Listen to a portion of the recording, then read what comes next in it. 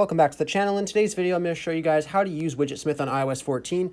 WidgetSmith is a really great application to learn how to create widgets on iOS 14. Now, you can just make it with a stock iOS. To do that, you just go to the left and scroll all the way down till you see Edit, and then click plus at the very top left, and then here's the widgets that iOS lets you create here. You just can click on one and scroll through, but you can't really customize them too much, and that's where WidgetSmith comes in really clutch. All you have to do is go to the App Store and download WidgetSmith. It just looks like this right here. So it's the black icon with the blue square around it. So that's what you want to download for WidgetSmith. And then you guys can just go over to WidgetSmith and open it up. And I'll show you guys what it's all about, what it entails, and what you can do with it. So on WidgetSmith here, you have three options. You have the small widgets, the medium widgets, and the large widgets. I've made mostly small widgets and medium widgets, but for now I'll show you guys some large widgets because I haven't made one of those yet myself. So to add a widget, whether it's medium, small, or large, you just click on add large widget or add whatever widget you're looking to add. And then you want to click on the one that you just added.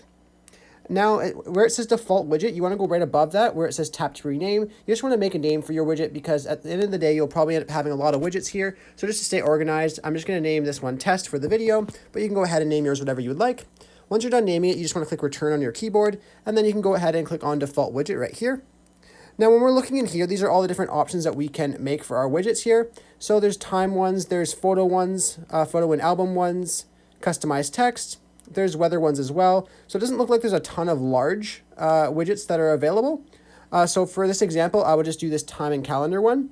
So if you just click on the time and calendar one, you'll see below custom, it says location. So you can click on location and then it will show you the location that you're at. If you want to change it, you just click on edit locations, but I'm happy with mine in Toronto.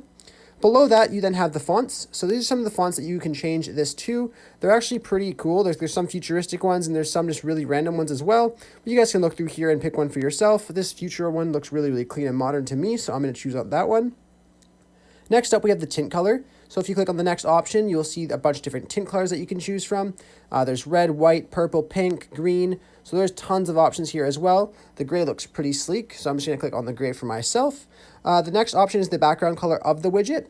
So there's just black, and then you can change the opacity of it as well. There's 10%, 20%, 30%, and all the way up, which is pretty cool. And then there's some other shades like pale pink, cream, pastel orange, pastel green. So you do have a ton of different options on here to customize it. And this was what I meant when I was comparing it to the iOS way of doing the widgets. This is just a lot more in-depth, and you can change it in a ton of different ways, which is really awesome. So I'll just take the gray one for the tutorial's sake. And then right below it, you can choose the time format, whether you want 24-hour time, or you want the AM, PM time, or just to go with whatever your system setting is. So I'm just going to leave mine there like that. Once you guys are done editing your widget that you want to make, you can just click back on the top left. And then once you're back at this screen with your widget, and you can just preview it right there. If you're happy with it, just click save at the top right.